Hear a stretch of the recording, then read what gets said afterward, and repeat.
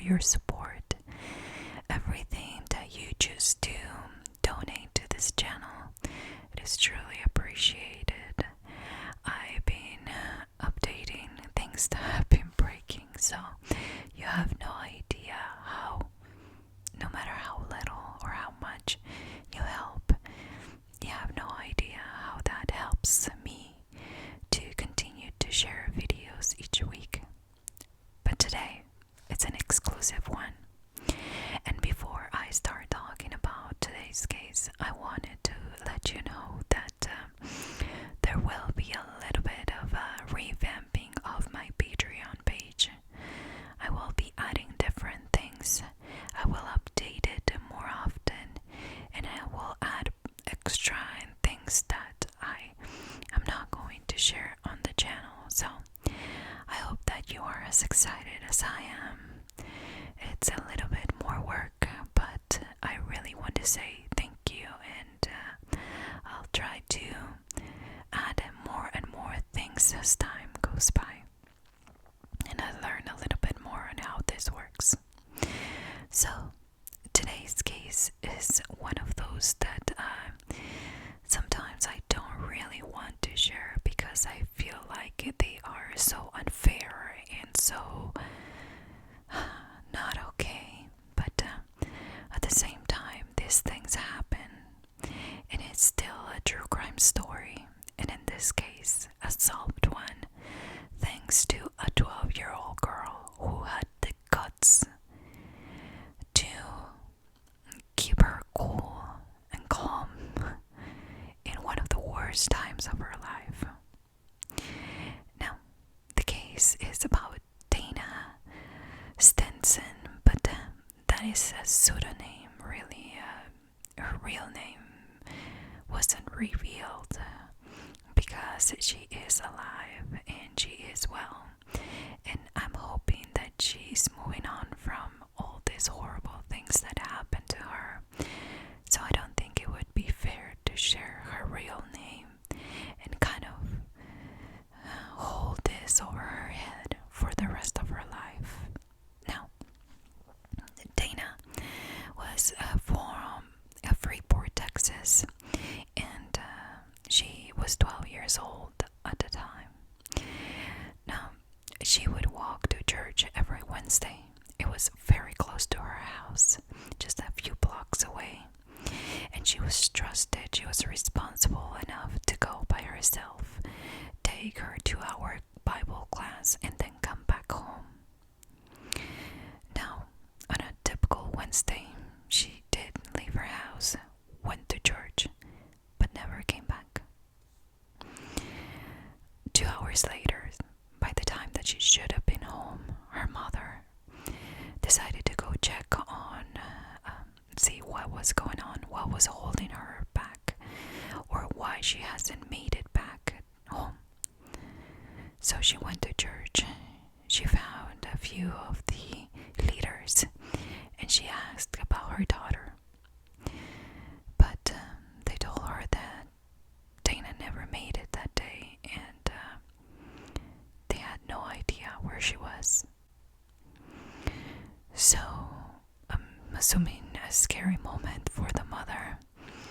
You're trusting that your daughter, like every Wednesday, goes to church and comes back at a certain time, and you're hoping and expecting that maybe he's running late, or maybe, I don't know, she stayed behind talking to some friends. You never know what the kids would do. So, but just to go back and find out that, Dana never made it. And not only that, she's been missing, but for a lot longer than she thought. Of course, they immediately called the police, and they also kind of got together a lot of the people in the community from church, neighbors, and they started looking for Dana. Now, Dana's dad was very worried because he was at the time a prison guard, and he was afraid that one of the inmates that probably got released recently could have wanted to hurt him. Now, I don't know if the guy was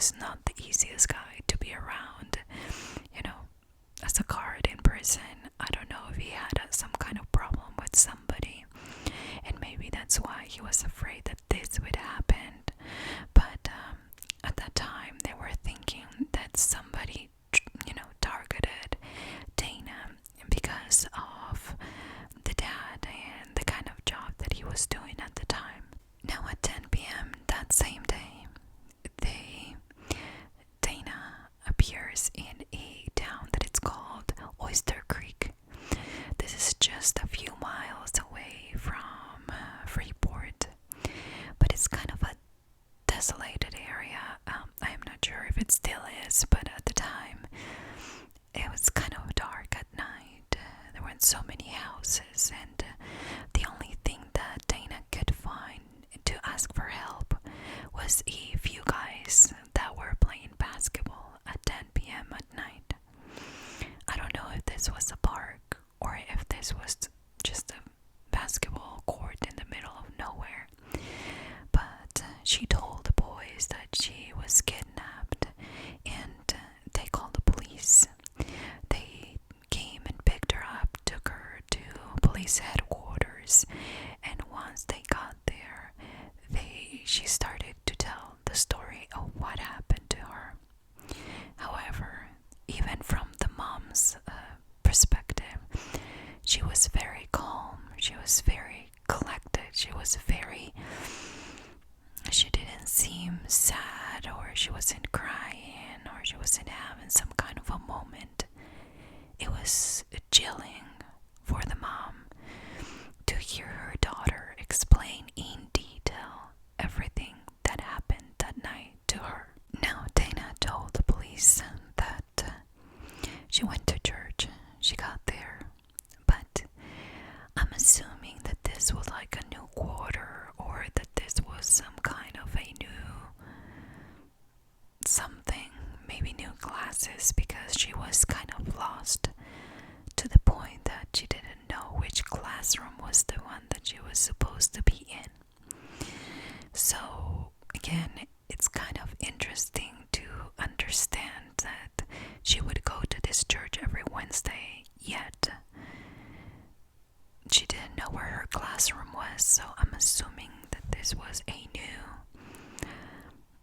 period, new classes, how they do in churches, the spring period, and then they talk about, I don't know, Easter, and then they do the winter one, they talk about Christmas. So I don't know why, but I also find it kind of interesting to know that maybe she didn't know anybody there, because I don't know, I would ask one of my friends. However, it is also a possibility that she made it there late. Everyone was inside and she just wasn't sure where to go.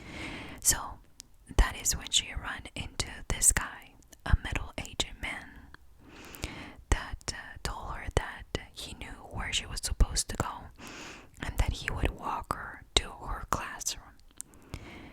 At that point, they started walking. She thanked him, and before they got to the door, he grabbed her and put her inside a white van that was parked just by the door that he was taking her.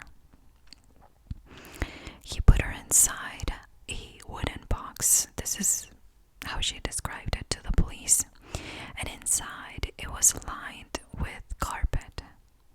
It was almost like a coffin kind of thing. She was stuck there in that box. Then she told the police the next thing she remembers is that they were by the ocean, and that's when he grabbed her, raped her, and put her inside the box again. She also briefly told them that that wasn't the only time. A couple of hours later, he took her to a motel where he raped her again. Then she said that she started demanding going back home, to take her back home, that she wasn't going to continue to do this. And the guy apparently let her go. Now, according to Dana, he had a knife, and that is how he was intimidating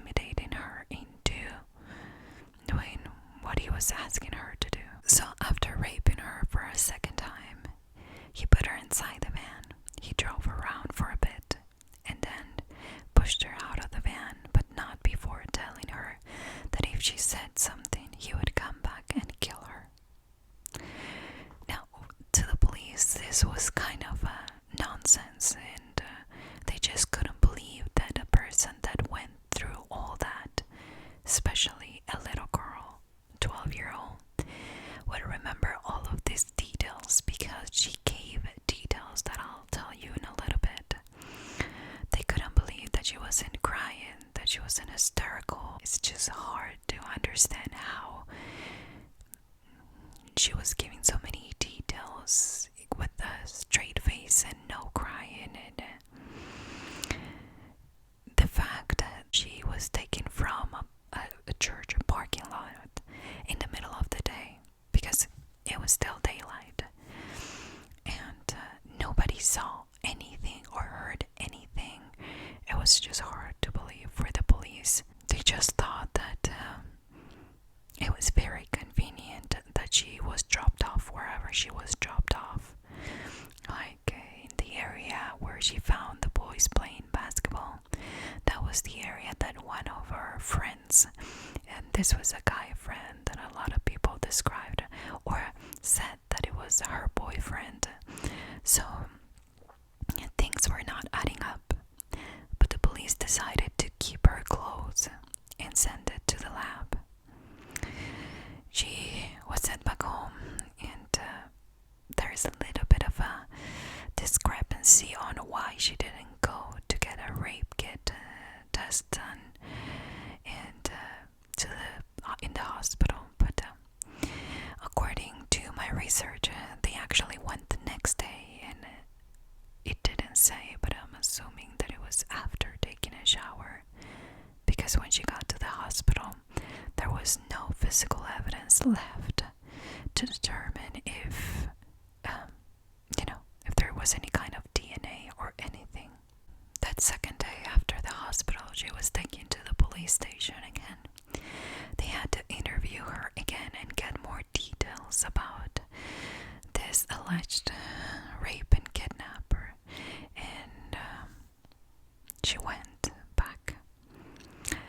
Now, when she did, the police almost let her know that they didn't believe her, and that was when, according to the officer, that is when she started to show more emotion, and she started to cry a little bit and feel frustrated at the idea that the police didn't believe her. Now, while they were in the interview, one of the person that, one of the people that was there, noticed that she had red marks, burn marks on the side of her mouth, in her wrists, and in the side of her eyes. Now, if you work in law enforcement, and then you kind of pay attention to those things, especially knowing that that could mean that this person was probably taped, and that really is. In this case here, she's been telling them, but they haven't noticed those marks until that point. But that is when they started to believe her. Now, at that point, all they had was the clothing to try to find some kind of a physical evidence. They screwed up. I mean, there was no traces of anything in when she was taken to the hospital. So now it better had something in the clothing that it could help them in this investigation. So they took it to a specialist in fibers. I am not sure. I think they have a name, but I can't remember it. And she said that she put it into a 400 times magnifier kind of thing, and that she found two different kind of blue fibers. Now, the darker one and a lighter one, both of them had different shapes, and she went into detail explaining how they can tell if one's compared to something, they can immediately say, hey, this is the same fiber that was found here or there. Now, they were carpet fibers, and remember that when she told the police that she was put inside this box, she also mentioned that it was lined with carpet. Now, on her socks, they did find a different kind of fiber. It was also blue, but it was more consistent of that with a rope. So everyone that she's been telling the police has been confirmed by forensic forensics. She was in fact laying on top of this blue carpet, and there were two different kinds, and then the one on the socks had a different shape, and it was more likely a rope. Exactly how she said that happened. It was unbelievable that a little girl could remember all these details. You have to remember that the police go through this kind of cases every single day, and that most adults, according to the interview that I was watching with the forensic evidence and the experts, most people don't remember details about that very traumatic time. I don't know if they don't pay attention. They didn't say that, but if they don't pay attention, or if it has to do more with the fact that they are so wrapped up in the horrible things that are going on. Tell if they were in a room with red walls, with yellow walls, with white walls, if it was a motel, if it was soft, if it was hard wood floor, they just don't remember. But they realized that this girl was special. She had a picture memory. I mean, she could tell every single detail because she was aware, she was present, and she, for some reason, would remember the tiniest things that would really help in this case. Now, what do we know about this guy? Well, she said that he was white, that he had blonde hair, that he had blue eyes, and that he was probably in his mid-40s. Okay. She also said that he was driving a white van with tinted windows, and that she could read one word that was in the van, and that was a wood sign. Now, another interesting thing and very detailed thing that she remembered was that there was a cooler inside the white van. It was orange, and she didn't remember if it said Home Depot or Lowe's, but some kind of a store like that. And that inside of there was some Dr. Peppers. You're probably thinking, what does that have to do with finding this guy? Anybody can have that. But she gave so many details that things were starting to add up. So they decided to go to the public for help. Described everything that she said, but not really the cooler. She, the details of a white van in the area where it was at the time that she was taken, a brief description of the guy, and one of the neighbors came up and said there was this guy driving around the church, and I don't know, he didn't notice that it was kind of interesting or weird that the guy was driving around the church. I don't know, but he said that he saw the van circling the church, and it said Surfside Floor and Tile. So investigators go to the phone book, and they started looking for this company, Surfside Floor and Tile, and what it said is carpet, ceramic, vinyl, and wood, tile and wood. So it had the word wood, just like Dana described to the police. So they go to the owner. The owner's name is Randy Lee Allen. He is 36 years old. He's a married man. Never had any kind of record or anything with the police, problem with the police. He has a 7-year-old boy, and he's a good guy. I mean, people described him as a very gentle, caring, and hard-working person, so nobody could believe that he can do something like that. And they asked where he was.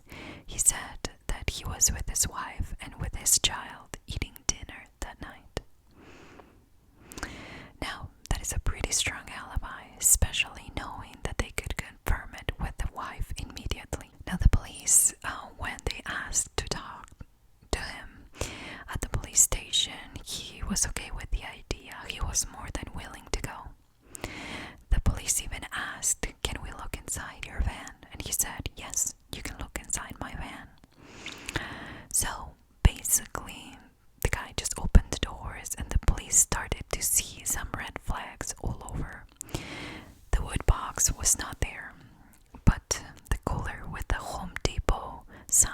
was there. Once they opened, it had Dr. Pepper. And not only that, there was blue carpet and blue and white rope inside the van. Now at that point, they sent all the fibers from the carpet and everything to kind of see if it matched with what they found in Dana. And surprise, surprise, it was both of them a perfect match, including the rope. Now they had something, so they searched his house, and they found a kind of interesting shaped. It was all apart, but something that would make the perfect wood box. And guess what was inside? Carpet. The police asked Randy to put together the box, and he did. There was an officer that said that you could hear him talking to himself, and in one point he said she was a tiny thing. So after they put the box together, they realized that now everything matched. So they decided to take the fibers from inside the box to also be tested by the forensic team and try to see if it matched or not. They put this guy along with 5 other guys in an lineup, and they took Dana to recognize whoever this is to her. She immediately recognized him within 5 seconds, according to the police. The person that was there with her said between 3 to 5 seconds she knew that it was Randy. Now after that, he had no other choice but to confess, and he wrote, "I saw a little girl, grabbed her, and started walking toward my van." Now that it was the beginning of his statement, nobody could believe that he was capable of anything like that. What happened to his alibi and his wife? Well, what he did is really sick, and I don't know how he had the nerve to do it, but this is what happened. He was cruising the neighborhood to try to find somebody that he could take. He saw Dana that was lost and decided to take her. He put her inside the box. He taped her hands, her mouth, and tied her feet. Took her to the beach, raped her, then put her back inside the box so nobody could hear her scream, and then took her to his house, where he dropped off his van, picked up his wife and kid, and drove with them in his wife's car to go have dinner. An hour later, he came back and told his wife he had a few things that he had to take care of. So he went inside his van and took her to the motel, where she tried to rape her again. And she started demanding this guy. She took control and she demanded this guy to take her back home. She said that she pushed him and she was not going to give up. She said, "I'm not going to do what you want if you don't take me back home." So I don't know how that little negotiation went, but all I can tell you is that everything that Dana said, or to the police, was the truth. And he managed to get that alibi with his wife being in dinner while he left Dana inside his van and decided what he was going to do to her. According to experts, they were 100% sure that he was planning on killing her. But Dana did something that not every single rape victim does. Tried to play the game of power and demand things. Not beg, not ask, but demand things. Now the police, when she told him all of this, it was unbelievable. How can a 12-year-old be in control of such a horrible situation enough to convince the guy to let her go and not continue his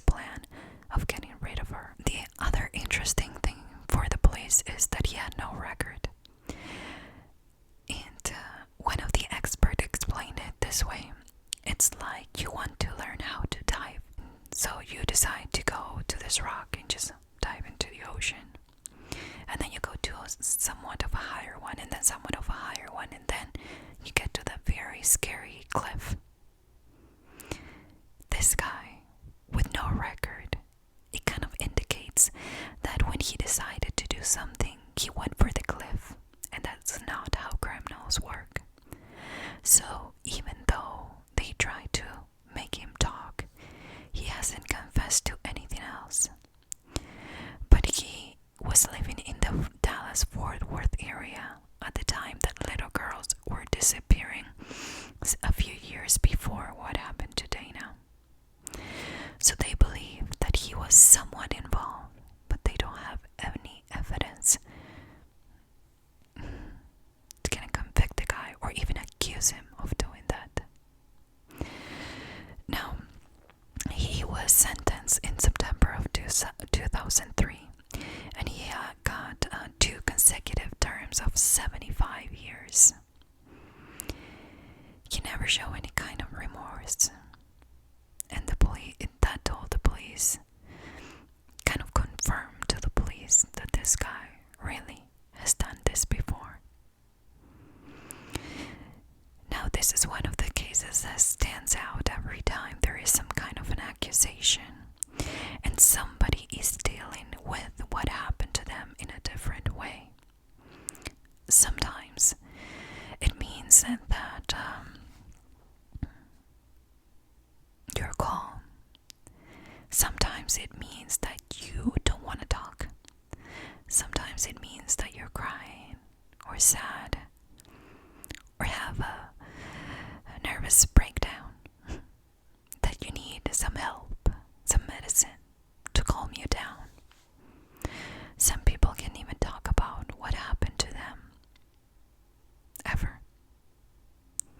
And that leaves those guys being out there continuing to do what they are doing or what they did to that person.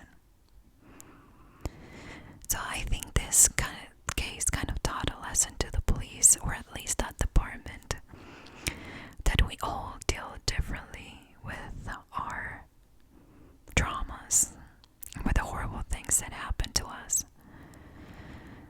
Some use them in a way that they know or they hope that they'll get out of it. So they kind of try to get as much information and as much, I don't know, detail as they can, as Dana did. Some other ones can't. But how sad it is that sometimes the police have to doubt these victims because of how many people accuse others of horrible crimes that they didn't commit. In the United States, there's somebody accusing some other person of this kind of crime every single day. And how hard it is for an authority, for the police, for an investigator to try to believe them, to want to believe them, but not have enough evidence. It is hard. This is one of those cases you're like, well, I wish the police would believe more the victims. But if I sat here and tell you how many people go and lie to the police in order to manipulate things to go their way, we would be here forever. So I don't think it's a human error. I think it has some more to do with the other side of humanness. They try to manipulate things into something that will fit us. And by doing that, it's kind of ruining it for the people that really have to go through these horrible things. Let me know what you think about this case in the comments. I would love to know if you heard about a story like this. If you ever heard about the stories of people that accuse people for no reason, I think you can do a video on it. There's quite a few very well-known cases about people that accused, sometimes even their parents, of abusing them, and then 20 years later, after they've been in jail forever, they say, hey, no, you didn't do that. Thanks again